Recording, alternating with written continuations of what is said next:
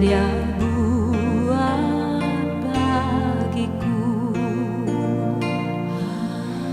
Ada bagian di dalam hidup kita yang tidak mampu kita lakukan, tetapi Allah memampukan.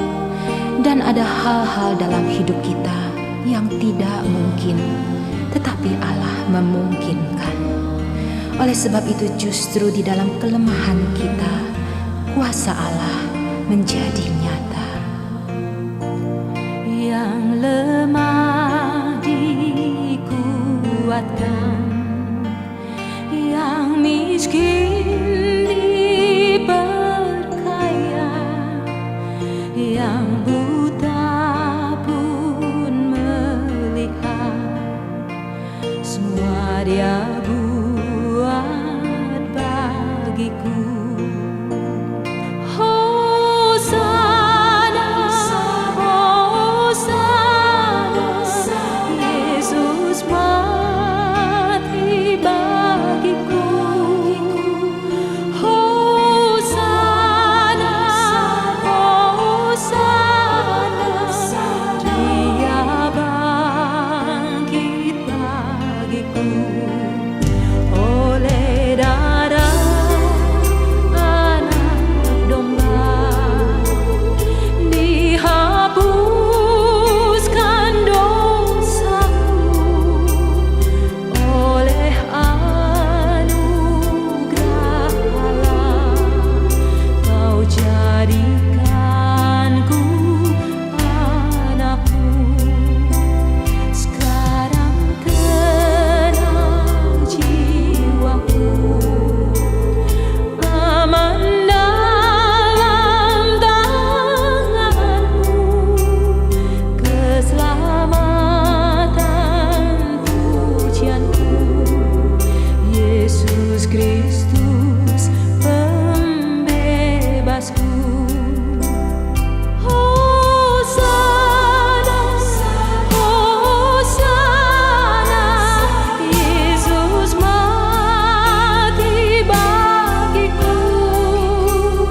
Hosana, Hosana, Dia bangkit bagiku. Hosana, Hosana, Yesus mati bagiku. Hosana, Hosana, Dia bangkit bagiku. Dia bangkit bagiku.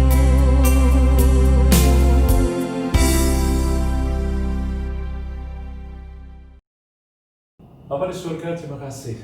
Kami percaya bahwa bukan kuat, bukan gagah kami, tetapi oleh Roh Tuhan, kuasa Tuhan, kebenaran Tuhan yang memulihkan keadaan kami, Tuhan. Sehingga kami bisa berkata terus senantiasa bahwa di dalam kelemahan kami, kuasa Tuhan menjadi sempurna. Dan oleh sebab itu hari ini kami tahu Tuhan mau memulihkan kami. Kami pasti diangkat, kami pasti dipulihkan. Sebab itu berbicaralah dan tuntun kehidupan kami, buka hati kami, Roh Kudus, untuk menerima kebenaran ini sebagai sesuatu yang datang daripadamu, bukan daripada manusia, tetapi daripada firman Tuhan. Sebab firman-Mu sendiri katakan, firman yang keluar dari mulut Allah tidak akan kembali sia-sia, tapi akan menyatakan kuasa Tuhan akan berhasil kemana Kau perintahkan. Dan hari ini kami tahu Kau perintahkan kepada kami. Terima kasih, dalam nama Yesus kami siap menerima kebenaran. Mari kita yang siap katakan amin. Oke, selamat pagi kembali Bapak Ibu, saudara-saudari. Hari ini kita akan melanjutkan mendengarkan tuntunan firman Tuhan dari perjalanan kehidupan orang Israel lewat Mazmur yang disebut Mazmur Ziarah. Ya, Mazmur Ziarah itu ada 15 dan itu adalah Mazmur yang dinyanyikan dan ketika orang Israel menuju kepada Sion, Yerusalem, dan Yerusalem itu atau Sion ada di atas, ya. Jadi ini adalah perjalanan mendaki. Oke, temanya hari ini adalah aku pasti dipulihkan. Amin. Ya, kita mulai aja. Mazmur 126 ayat 1 sampai 6. Minggu lalu kita pakai Mazmur 121, ya. Nah, nyanyian syarat sama juga karena ini adalah satu rangkaian dari 15 Mazmur, ya, tentang perjalanan mereka ke Sion, ke Yerusalem. Kita baca, ketika Tuhan memulihkan keadaan Sion, keadaan kita seperti orang-orang yang bermimpi. Pada waktu itu mulut kita penuh dengan tertawa, lidah kita dengan sorak-sorai. Pada waktu itu berkatalah orang di antara bangsa-bangsa, Tuhan telah melakukan perkara besar kepada orang-orang ini. Tuhan telah melakukan perkara besar kepada kita, maka kita bisa bersukacita. Pulihkanlah keadaan kami ya Tuhan, seperti memulihkan batang air kering di tanah Negev. Orang-orang yang menabur dengan mencucurkan air mata akan menuai dengan sorak-sorai, dan orang yang berjalan maju dengan menangis sambil menabur benih pasti pulang dengan sorak-sorai sambil membawa berkas-berkasnya. Amin. Demikian firman Tuhan dari 1 sampai 6, dan Anda harus tahu bahwa Mazmur Ziarah ini biasa pendek-pendek, ya. Oke, kalau kemarin Mazmur 121 kita hanya baca 8 ayat, ini hari ini 6 ayat. Oke. Tetapi Anda harus tahu bahwa Mazmur ini adalah ketika mereka nyanyikan Mazmur ini, mereka dalam keadaan bermasalah, problem, penuh dengan pergumulan. Dan ini hampir sama dengan keadaan kita hari-hari ini, benar kan? Ya, banyak sekali kita sedang bergumul, baik karena pandemi ataupun juga karena pergumulan yang lain yang memang sudah ada. Hanya pandemi ini membuat bertambah sulit, kira-kira kayak begitu, ya. Nah, saudara, kita lihat satu-satu, yuk. Apa yang Tuhan mau sampaikan lewat kebenaran firman yang dihidupkan oleh Roh Kudus buat kita khususnya, ya. Ya. Oke, ini tema Mazmur 121 ini adalah pemulihan di tengah penderitaan. Kita melihat satu-satu, kita lihat ataupun 2 ayat, ya. Satu ayat 2 dikatakan ketika Tuhan. Saudara-saudari, ketika firman Tuhan bicara ketika Tuhan, Anda tahu apa yang impresi yang kita dapat adalah mereka melibatkan Tuhan. Mereka mengingat sesuatu dan mereka melibatkan itu pada Tuhan. Bapak Ibu Saudara-saudari, ketika kita menghadapi suatu pergumulan, libatkanlah Tuhan. Amin. Ya. Nah, kemudian apa yang mereka katakan? Ya, ketika Tuhan memulihkan keadaan Sion, keadaan kita seperti orang yang bermimpi. Pada waktu itu mulut kita penuh tertawa dan lidah kita dengan sorak-sorai. Pada waktu itu berkatalah orang dari bangsa-bangsa, Tuhan telah melakukan perkara besar kepada orang ini. Nah, Bapak Ibu Saudara-saudari, Anda harus melihat bahwa ini adalah bentuk past tense. Dengan kata lain, bentuk lampau. Ini bukan waktu akan datang, ketika. Ya, kalau bahasa Indonesia, kalau disebut ketika, Anda nggak bisa bedain dulu sudah terjadi atau belum. Tetapi kalau bahasa aslinya dan bahasa Inggrisnya, ini adalah bentuk lampau. Artinya sudah terjadi. Apa yang dimaksudkan di sini adalah begini, Bapak Ibu, ya. Ketika kita memiliki pergumulan, ketika kita memiliki suatu tekanan masalah, firman Tuhan mengajak kita untuk melihat perbuatan Tuhan di masa lampau. Oke? Nah, ingatlah perbuatan Tuhan di masa lampau. Nah, lalu bagaimana kita bisa mengingat? Kayaknya saya nggak tahu tuh, saya sih nggak pernah punya pengalaman yang membuat saya kayak seperti ini. Kita seperti orang bermimpi, mulut kita penuh tertawa, lidah kita bersorak-sorai. Ya, saya nggak pernah punya pengalaman gitu rasa-rasanya. Apalagi kalau kita punya masalah, tekanan, ya, yang kita lihat kayaknya tekanan terus kita ingat yang baik, kayaknya nggak ada. Bagaimana kalau nggak ada? Kalau nggak ada, firman Tuhan katakan, ya, berkatalah orang di antara bangsa-bangsa, Tuhan telah melakukan perkara yang besar. Dengan kata lain, ya, Anda bisa melihat kesaksian orang lain. Pak, kesaksian siapa? Saya nggak ada, teman-teman saya yang bersaksi.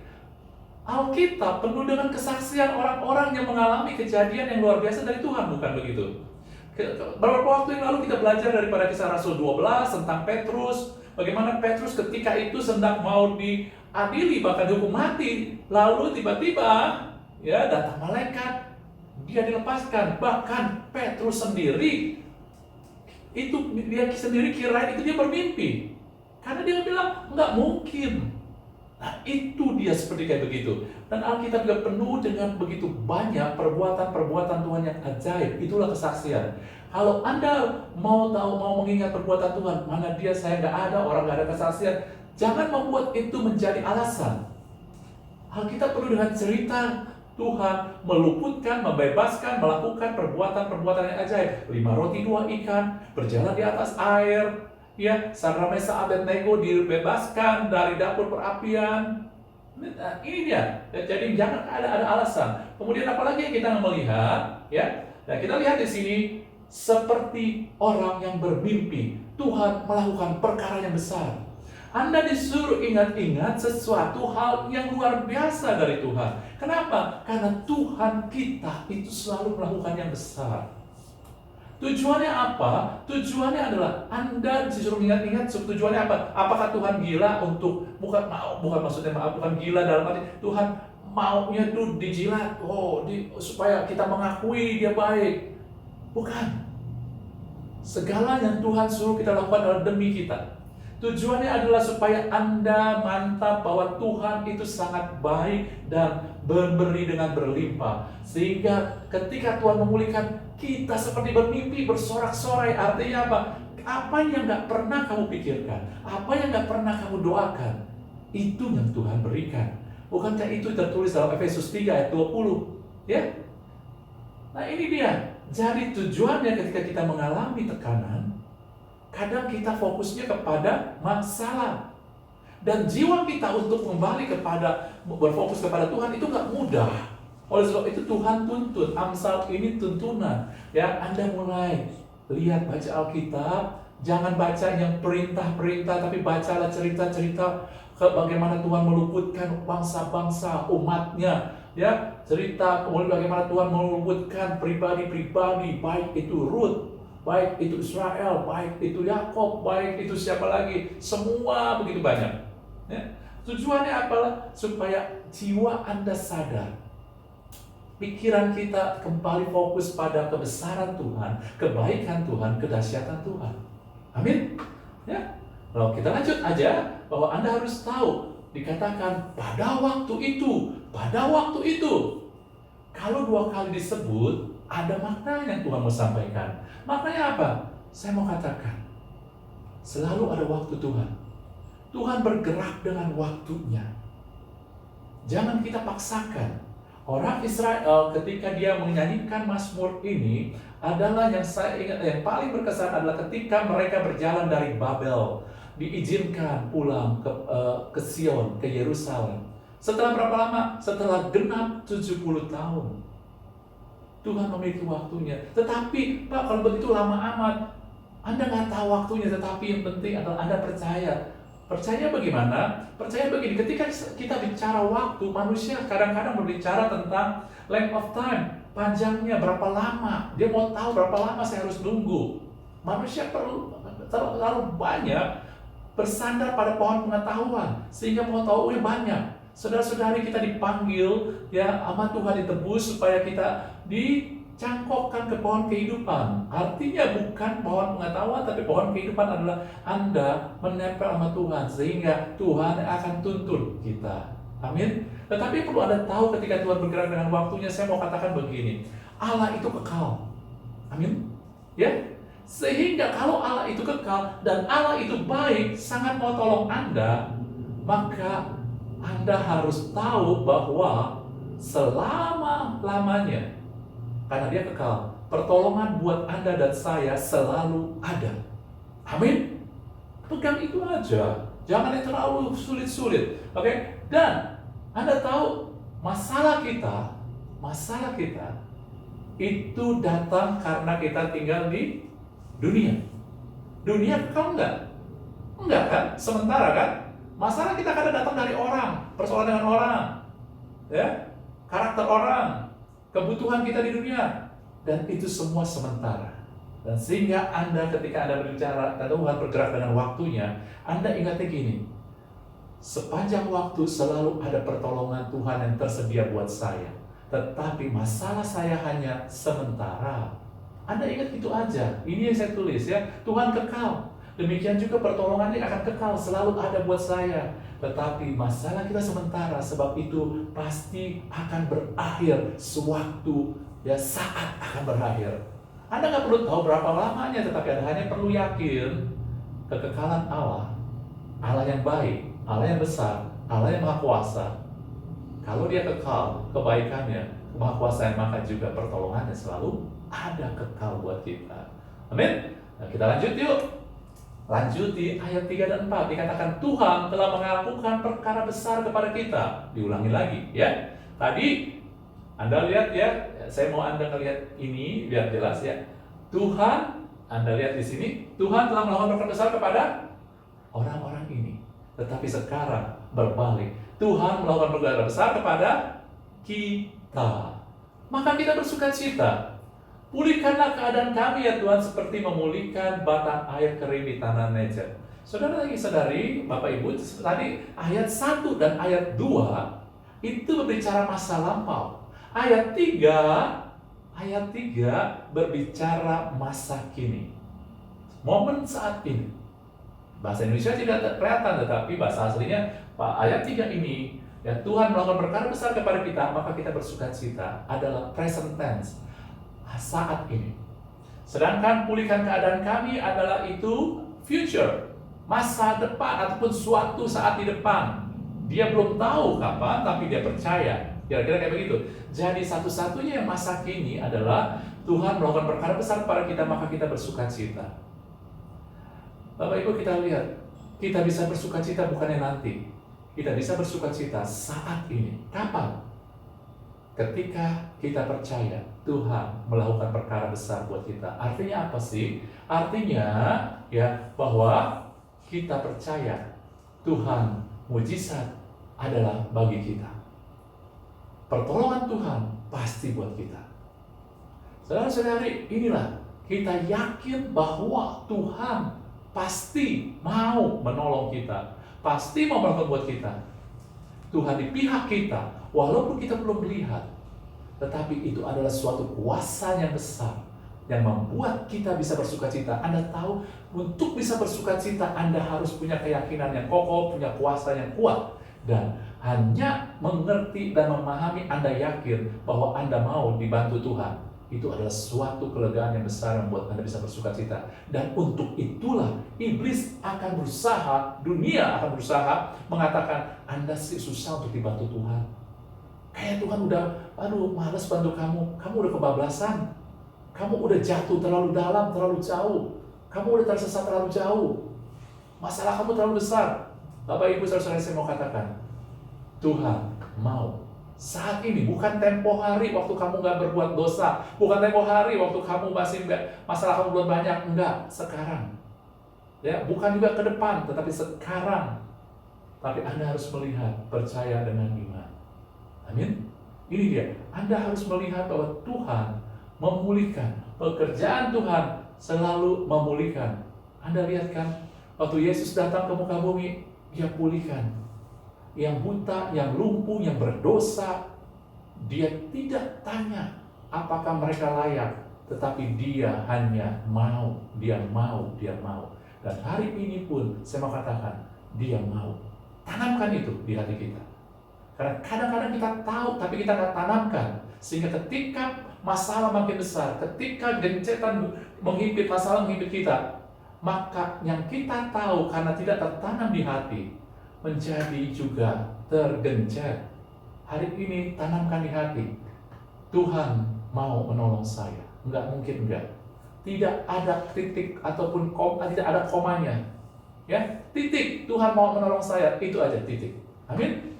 Nah, itulah alasan kita bersukacita. Lalu dikatakan, pulihkanlah keadaan kami seperti batang air, memulihkan batang air di tanah Negev. Saudara-saudari, ini mulai masuk ayat 4, masuk adalah future, artinya belum terjadi, gitu ya. Keadaan yang akan datang, kita nggak tahu tapi akan datang. Kalau akan datang, Anda nggak bisa, ya, Anda belum mengalami, tetapi Anda bisa bayangkan.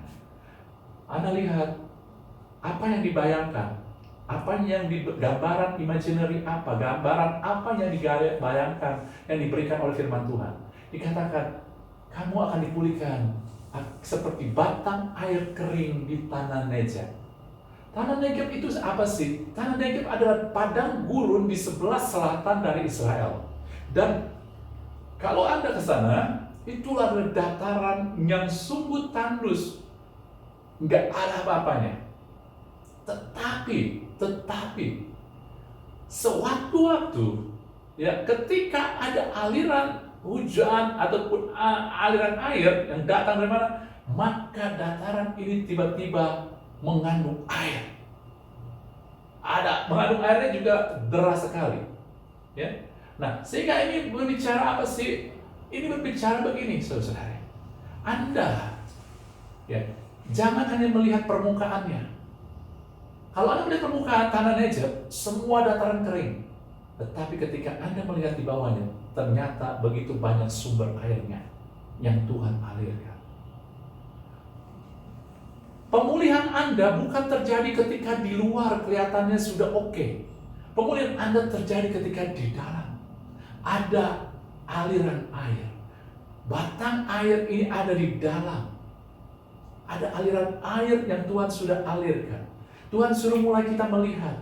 Aku sudah mulai mengalirkan.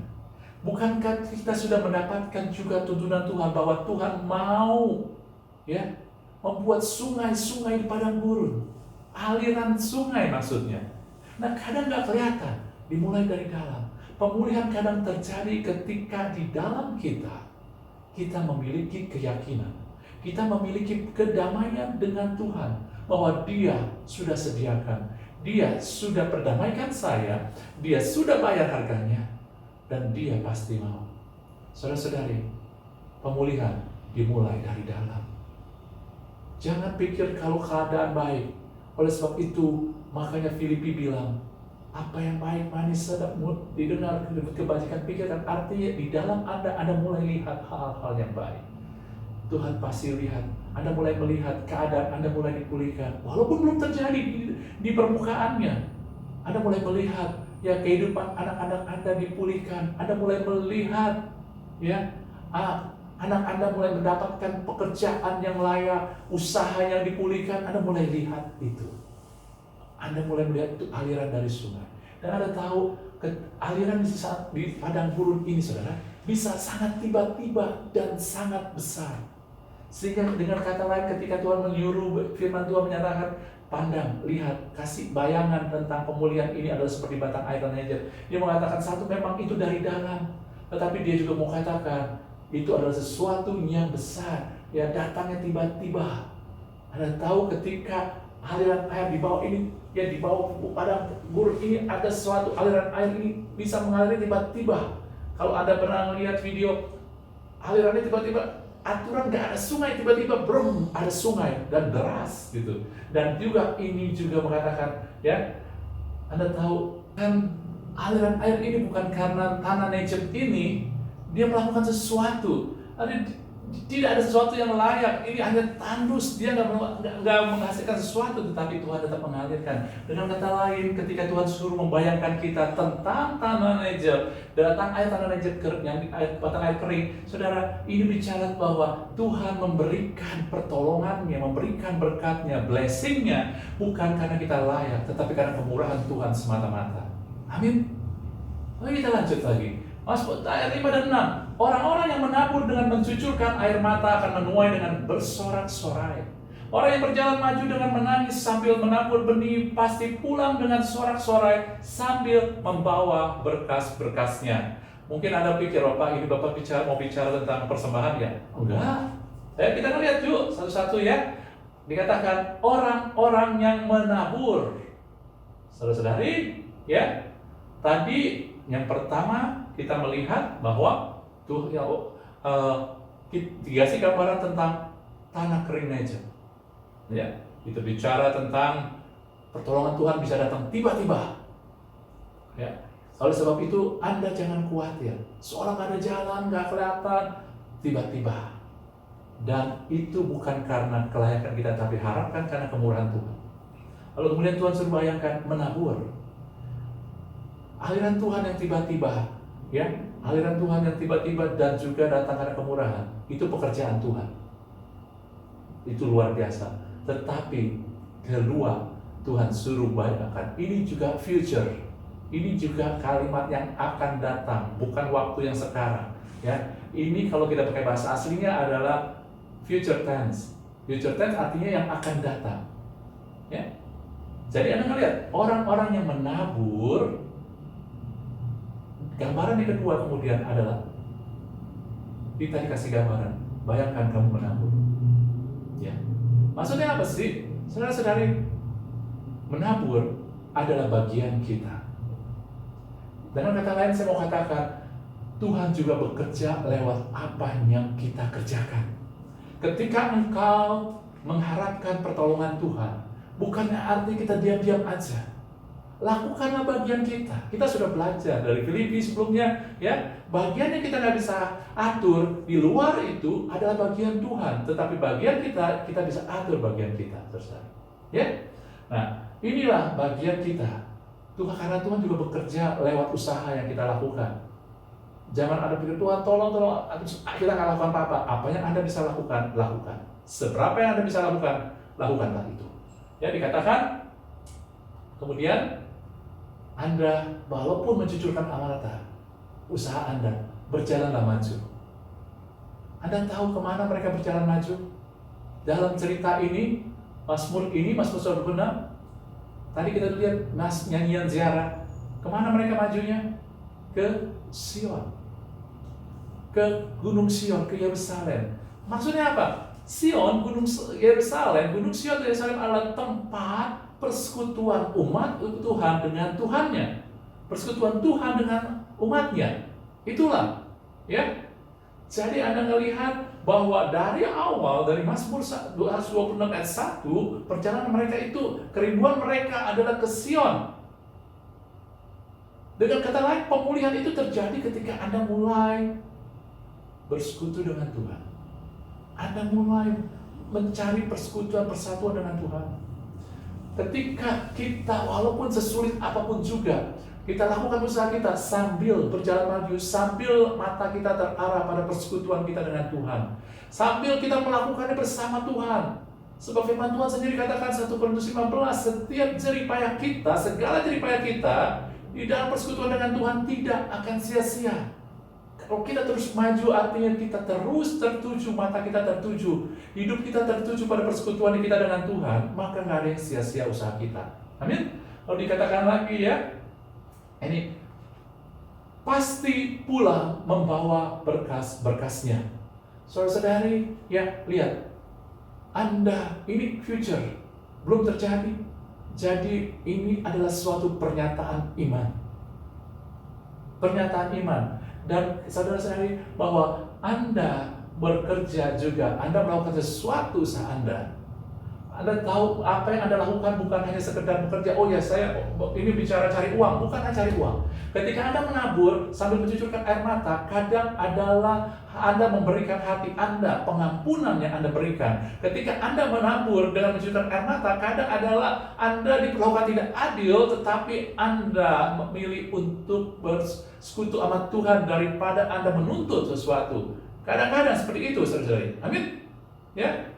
Jadi menabur bukan hanya sekedar melakukan kegiatan aktivitas, tetapi menabur dengan mencucurkan air mata bicara dari hati, pengorbanan di hati. Kaum ibu mungkin, ya, istri, ibu, orang tua kadang adalah berkorban ataupun juga merendahkan hati supaya tidak terjadi pertengkaran. Itu kira-kira, saudara, ya. Apapun, kaum bapak juga sama. Menurunkan egonya, itu kadang-kadang adalah menabur. Gak enak sesuatu yang enak, tetapi menabur selalu sesuatu yang ada menjadi milik kita, yang kita miliki. Kadang adalah kerendahan hati kita menabur kerendahan hati kita. Kadang kita menabur adalah membawa damai. Itu milik kita. Kerendahan hati adalah kita melemparkan ego kita. Membawa damai adalah kita melemparkan emosi kita. Amin. Ini kita tabur dan tidak akan kembali sia-sia. Tetapi Tuhan pasti pulang membawa berkas-berkasnya. Nah, ini dia, Anda yakin bahwa kemurahan Tuhan, dengan iman Anda percaya kemurahan Tuhan ini pasti. Tetapi Anda lihat, ya, walaupun belum terjadi, tetapi Anda tetap percaya. Inilah yang harus kita mulai lihat lewat firman ini. Akhirnya saudara, kita lihat bahwa inilah pekerjaan Tuhan ketika Tuhan ada di muka bumi, saudara-saudari. Firman Tuhan ketika Tuhan pertama kali menyatakan diri dia di sinagog, dia buka kitab Yesaya 61 dan Tuhan baca.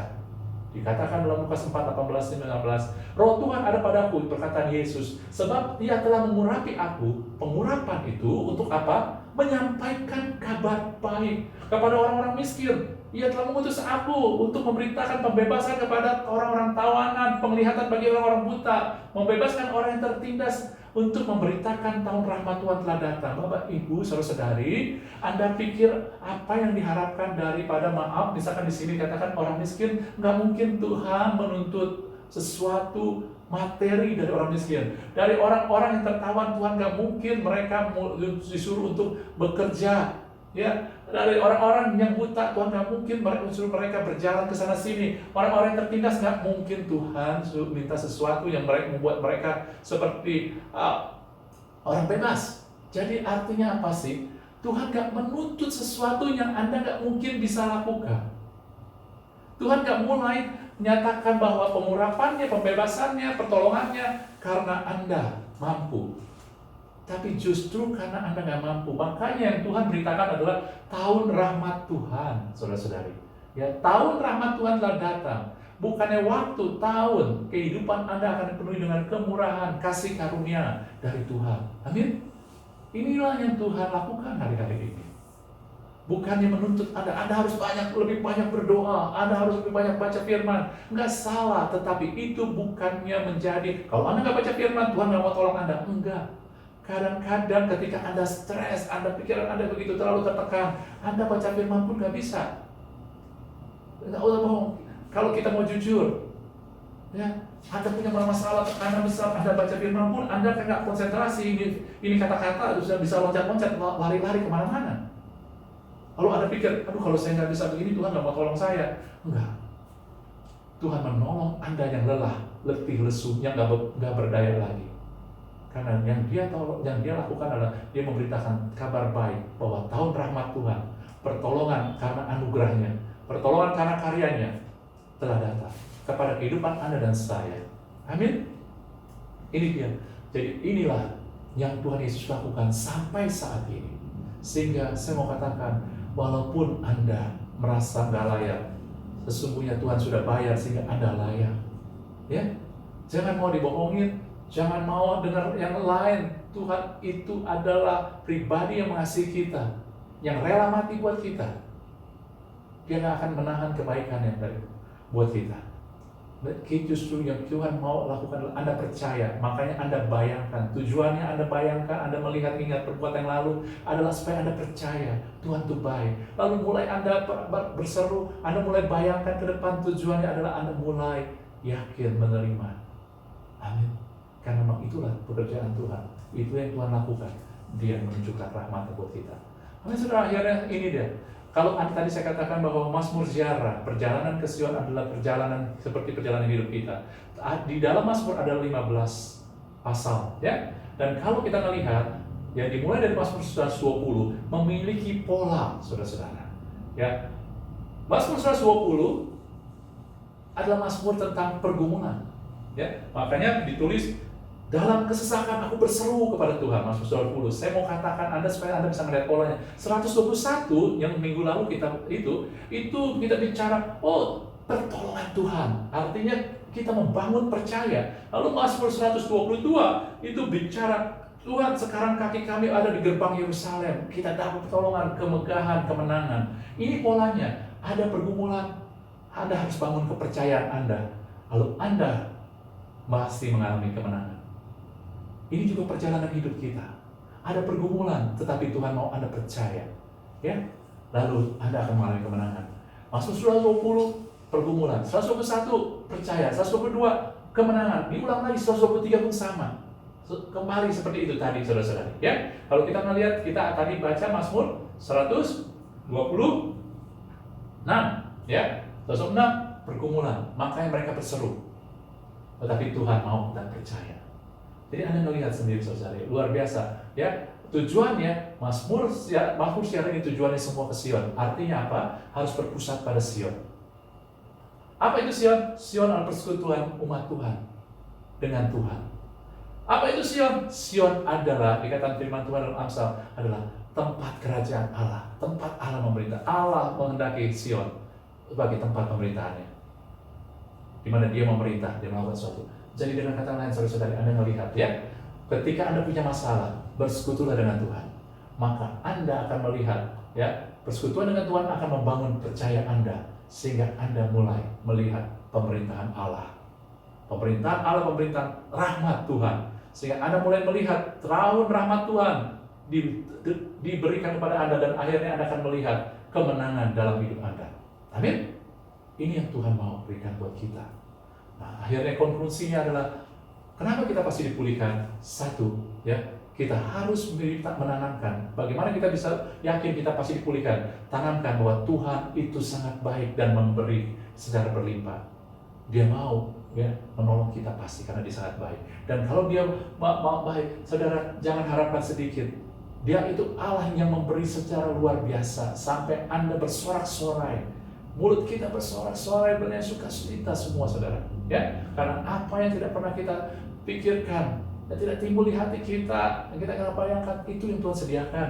Kemudian Anda harus tahu bahwa Tuhan sangat mau memulihkan kita, bukan karena kita layak, tetapi hanya karena Dia Allah yang murah hati. Dan ketiga, lakukan.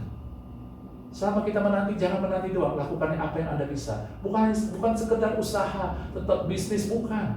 Tetapi juga kadang adalah lakukan. Ya, Anda bikin perdamaian, Anda bikin ya suasana yang membuat Anda semangat. Anda tetap ikut persekutuan, Anda tetap berdoa bersama orang percaya ataupun bersama keluarga Anda, ya. Maka lalu Anda harus berpusat pada persekutuan dengan Tuhan dan pemerintahan Allah, ya. Itulah Sion.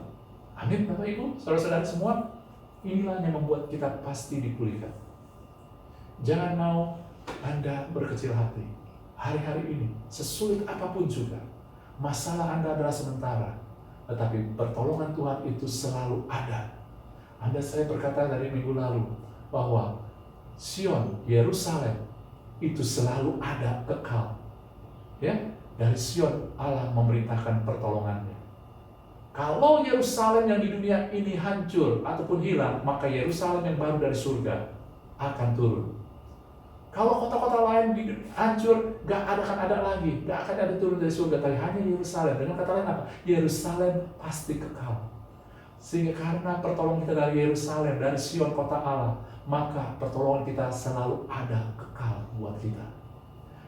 Jangan lihat masalah terlalu besar. Masalah adalah sementara.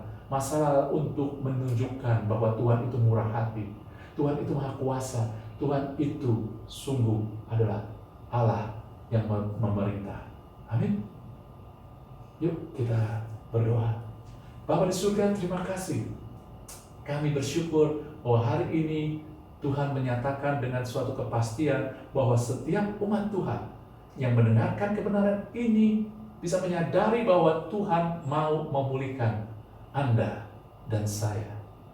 Hari ini tidak ada lagi keraguan, apapun tekanan. Walaupun kami belum melihat, tetapi dengan mata iman kami sudah melihat tanah Negev yang kering kembali mengalami aliran air.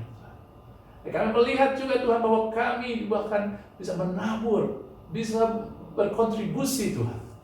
Karena Tuhan bermurah hati dan Tuhan memerintah supaya berkat pertolongan kemurahan Tuhan dari Yerusalem, dari Sion kota Allah mendatangi kami. Kami terima di dalam nama Tuhan Yesus. Mari kita yang terima katakan amin. Terima kasih, Tuhan berkati. Kiranya Tuhan berkenan memberkati rumah keluargaku. Apa yang telah Tuhan berkati, diberkatilah untuk selamanya.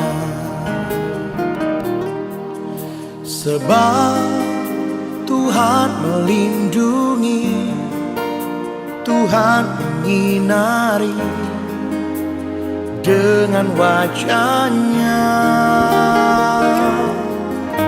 memberi kasih karunia, damai sejahtera. Tuhan Yesus berkati. Mari umat Tuhan bersama-sama katakan,